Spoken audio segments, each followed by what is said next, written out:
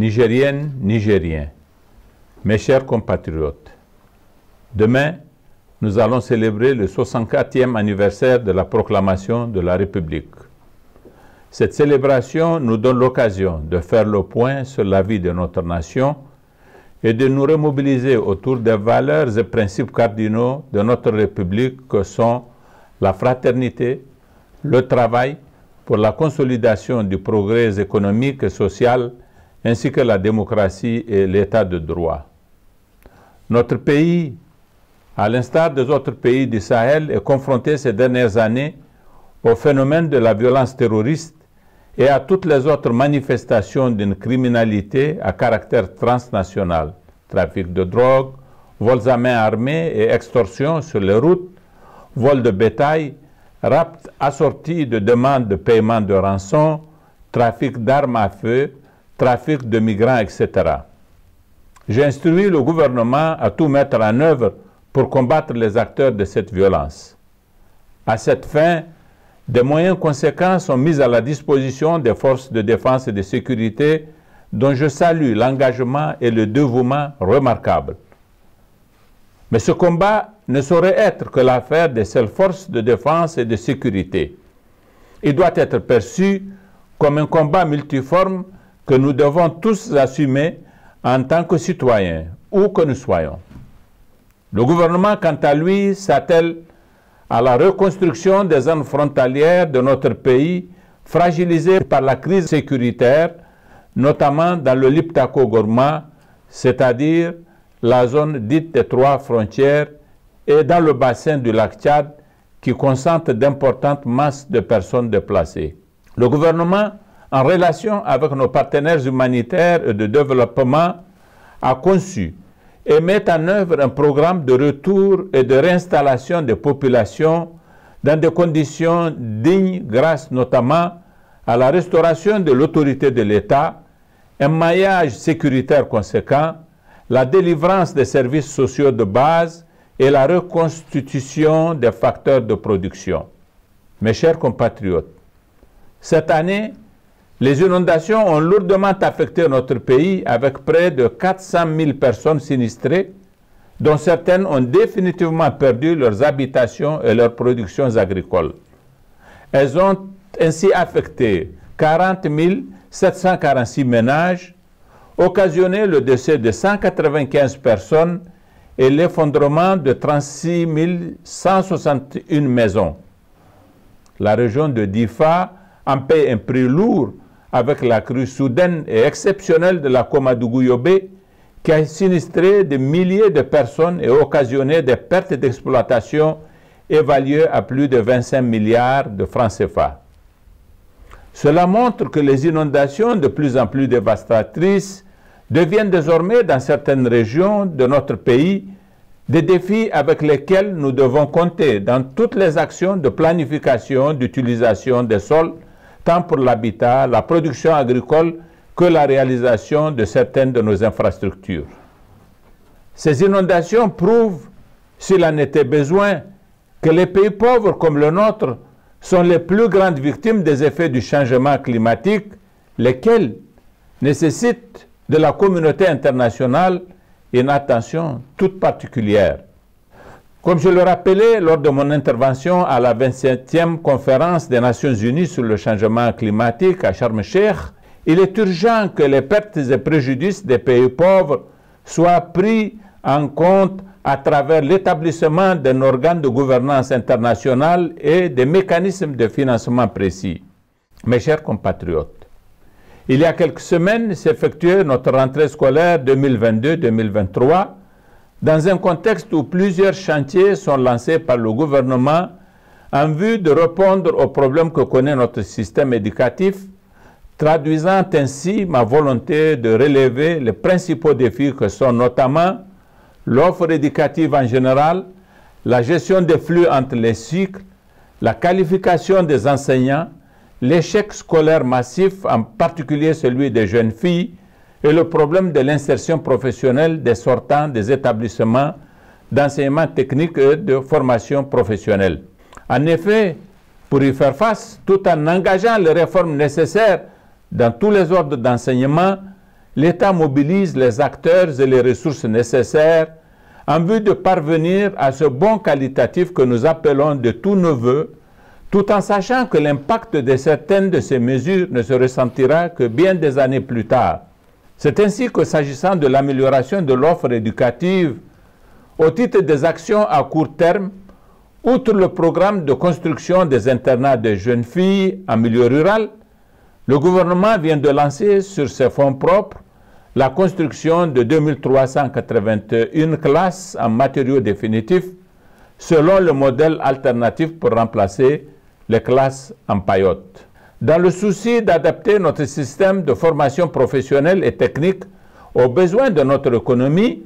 nous avons décidé de réduire drastiquement le nombre des établissements y dédiés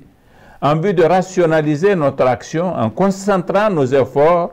pour assurer les équipements, la matière d'œuvre et les enseignants qualifiés dont ont besoin ces établissements. Ainsi, nous sommes sûrs d'avoir des produits de qualité en adéquation avec nos besoins économiques.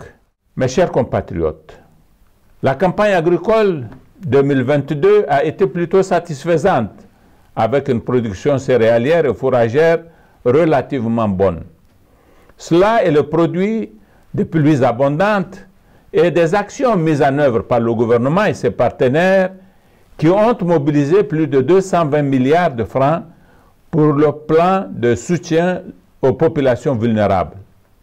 Le gouvernement a procédé à la vente à prix modéré de 110 000 tonnes de céréales et 80 000 tonnes d'aliments de bétail et à la distribution à des milliers de ménages de filets sociaux allant de 45 000 à 80 000 francs CFA par ménage. Le gouvernement travaille à reconstituer dans les meilleurs délais les stocks de sécurité alimentaire, à anticiper une assistance alimentaire et nutritionnelle immédiate aux personnes en état d'urgence alimentaire et à renforcer l'accès humanitaire dans les zones affectées par l'insécurité, à savoir Tillabéri, Tawa, Maradi et Difa. Mes chers compatriotes,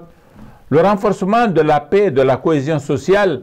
qui est le ciment de notre stabilité politique, et la consolidation de nos institutions démocratiques et républicaines commandent l'amélioration continue du cadre du dialogue politique et de ses mécanismes de fonctionnement. C'est pourquoi je me réjouis de la relance des réunions du Conseil national de dialogue politique, CNDP, dont les travaux des assises consécutives à cette reprise se sont penchés sur l'amélioration de l'efficacité du cadre de dialogue politique et l'effectivité de la mise en application des dispositions de la charte des partis politiques. Je me félicite également qu'après que toutes les restrictions relatives à la COVID-19 ont été levées par leur pays d'accueil, la Commission électorale nationale indépendante CENI ait pu réussir les opérations d'enrôlement de nos compatriotes de la diaspora en vue de l'organisation prochaine du scrutin ajourné en 2021, ce qui va leur permettre d'élire leurs 5 représentants à l'Assemblée nationale. Mes chers compatriotes, la consolidation de nos acquis démocratiques n'a d'efficience que lorsqu'elle est doublée d'ambition pour exploiter et valoriser, transformer les richesses de notre pays en vue de l'amélioration du bien-être de nos populations. En effet, la conjoncture internationale de cette année est particulièrement difficile en raison de la survenance d'une série de chocs exogènes qui ont perturbé la mise en œuvre de nos politiques économiques. Cette conjoncture doit cependant être considérée comme une opportunité pour renforcer la résilience de notre économie face aux chocs exogènes à travers notamment une transformation structurelle de cette économie telle que déclinée dans le plan de développement économique et social PDS 2022-2026. En effet, notre pays ne manque pas de potentialités diverses dans les secteurs agro, sylvopastoral et halieutique, miniers et pétroliers, entre autres, dont le développement des chaînes de valeur permettrait de générer une forte valeur ajoutée dans le cadre des industries de transformation et des milliers d'emplois nécessaires pour résorber le chômage et lutter contre la pauvreté. La récente table ronde de partenaires organisée les 5 et 6 décembre à Paris pour le financement de ce plan a été un succès avec une enveloppe d'annonce de 45 milliards d'euros pour un financement recherché de 29,3 milliards d'euros. Dans le cadre du financement de ce plan, l'enveloppe à mobiliser sur les fonds propres de l'État est estimée à 13,2 milliards d'euros, soit 45% de l'enveloppe globale projetée avant le forum. La mobilisation d'une telle enveloppe nécessite des politiques fiscales et budgétaires à même de renforcer la mobilisation des ressources internes et l'amélioration de la qualité de la dépense. À ce sujet, la nouvelle loi des finances 2023, adoptée par notre Parlement, prévoit un certain nombre de mesures fiscales et douanières destinées à améliorer le recouvrement de certains impôts, élargir et maîtriser davantage l'assiette fiscale. Des mesures administratives sont également prévues pour conforter la mobilisation des ressources intérieures. Concernant la fiscalité intérieure, les propositions de nouvelles mesures législatives visent entre autres l'impôt sur le bénéfice à travers la transposition des textes communautaires ou dans le cadre de la généralisation de la facture certifiée par la suppression de l'obligation de retenue du précompte ISB à l'occasion des achats effectués auprès des grossistes dans un but commercial. En outre, pour alléger les charges fiscales aux entreprises, il est prévu une réduction du minimum de perception en matière de taxes professionnelles, une amnistie fiscale de 2 années de l'impôt synthétique pour les entreprises nouvelles en vue d'encourager leur formalisation et leur permettre l'accès au financement bancaire. En matière d'accompagnement et de soutien au sport collectif et individuel par les entreprises privées, il est prévu un rehaussement du plafond de déductibilité des dépenses de parrainage sportif, culturel ou social afin de promouvoir le financement du secteur du sport pourvoyeur d'emplois pour nos jeunes. En ce qui concerne les mesures de soutien à la création d'emplois, les modifications proposées relativement à la taxe d'apprentissage ont une visée incitative pour les entreprises, notamment pour le recrutement des jeunes diplômés en quête d'une première expérience et la signature de contrats à durée indéterminée pour les salariés. En matière de fiscalité minière, les mesures proposées dans le secteur visent la création d'une taxe spécifique sur l'or et les métaux précieux. Il s'agit en l'occurrence de remédier à la sous-fiscalisation de cette activité artisanale. Pour permettre à l'État de réaliser des recettes sur des produits dont le mode de commercialisation peut échapper au circuit formel, le gouvernement a créé une taxe spécifique sur l'exportation de l'or et des métaux précieux. Dans le secteur pétrolier, les mesures nouvelles portent sur une modification du code pétrolier afin d'élargir certains avantages fiscaux aux sous-traitants, conformément aux pratiques internationales dans le but de maintenir l'attractivité de notre pays pour les investisseurs dans ce secteur. Mes chers compatriotes, la transformation structurelle de l'économie nécessite des investissements massifs, surtout à travers un secteur privé local formel dynamique, qui doit jouer son rôle de locomotive de croissance et d'emploi. Malgré les avancées considérables réalisées dans les réformes, d'autres incitations fiscales s'avèrent utiles pour accompagner cette dynamique. Notre approche est d'évoluer d'une fiscalité de mobilisation des ressources vers une fiscalité de développement. À cet effet, en plus des mesures fiscales que je viens d'évoquer,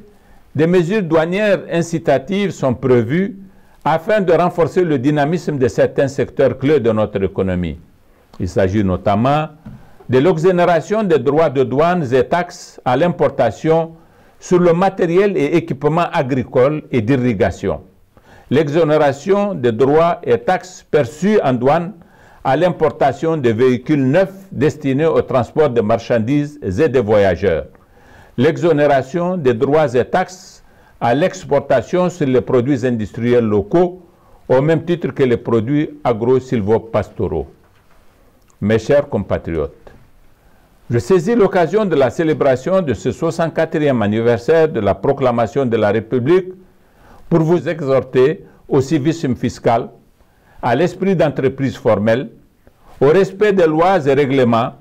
à la conquête des marchés internationaux à la faveur de la ZLECAf, pour soutenir la croissance économique annoncée à plus de 9% par la Banque mondiale, d'importants travaux d'infrastructures touchant l'énergie, les mines, les infrastructures routières, scolaires et universitaires, la santé, l'hydraulique et l'environnement seront lancés au cours de l'année 2023. Plus que jamais, je reste engagé et mobilisé pour la mise en œuvre par le gouvernement du programme sur la base duquel j'ai été élu. J'ai instruit la haute autorité à la lutte contre la corruption et les infractions assimilées, Halcia, pour qu'elle agisse avec vigueur contre les auteurs d'actes répréhensibles dans la gestion des deniers publics. J'en appelle aux magistrats pour qu'ils aient toujours à l'esprit ce à quoi je les ai si souvent exhortés en matière de probité et de justice tout court. Je vous exhorte tous à toujours plus de patriotisme, de sacrifice et d'engagement dans notre œuvre commune de construction nationale dans la paix, la démocratie et l'état de droit. Vive le Niger, vive la République, je vous remercie.